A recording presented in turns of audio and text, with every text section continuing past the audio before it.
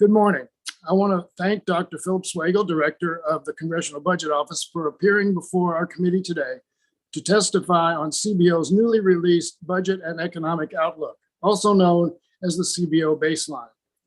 Dr. Swagel, your agency is an indispensable partner to Congress and to the House Budget Committee, and in particular, and I want to thank all your dedicated staff for their hard work in putting out this report.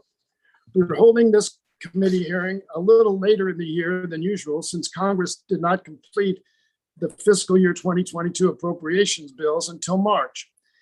And CBO needed those final funding levels to finish the outlook. But today's hearing is still a great opportunity for us to examine CBO's new projections for the next decade as Congress begins the FY 2023 budget and appropriations process. When comparing CBO's new outlook with the one published shortly after President Biden took office, one thing is abundantly clear. The American Rescue Plan delivered critical life-saving and life-changing relief that changed the course of the pandemic, rescued our economy, and helped American families and small businesses stay afloat. The American Rescue Plan helped power a historic recovery, the most equitable in recent memory, and contributed to the largest job growth ever in a calendar year.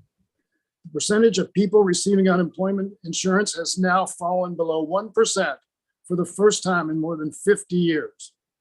The unemployment rate is currently down to 3.6%, a level that prior to the rescue plan, CBO projected we would not reach during the entire decade.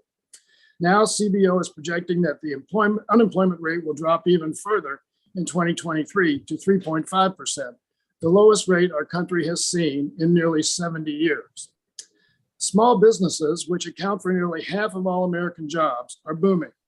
Americans submitted 5.4 million applications for new businesses in 2021, the most in recorded history, and small businesses are creating more jobs than ever before.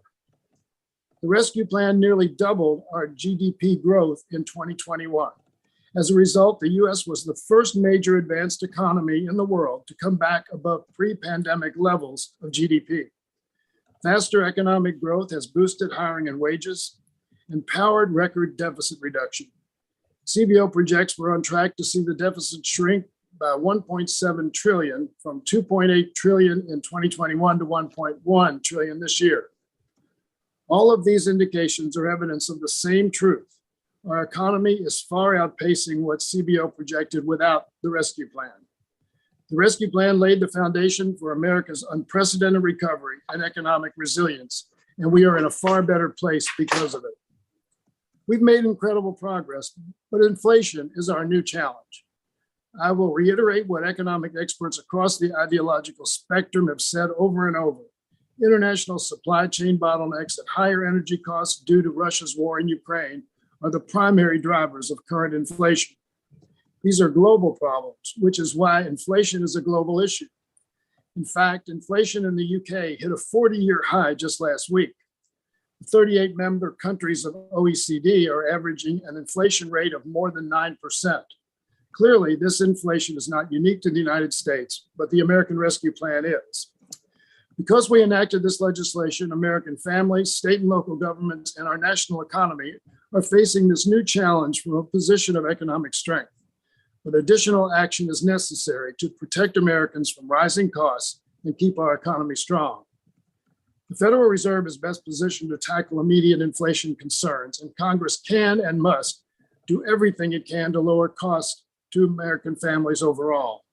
The cost of healthcare, housing, education, childcare, the basic needs of American families have been rising for decades. That's why House Democrats have passed legislation to lower prescription drug prices, expand the supply of affordable housing, cut childcare costs, expand access to higher education, and ensure that big corporations cannot take advantage of American consumers with excessive price hikes. These actions would lower families' monthly costs substantially, and I look forward to discussing this today with Director Swagel. This is an important hearing and an important time for the future of our nation. I hope that today we can focus on the facts and on solutions that will deliver relief to American families and build a stronger, more equitable, and more resilient economy. Director Swagel, thank you again for appearing before our committee today, and I look forward to your testimony.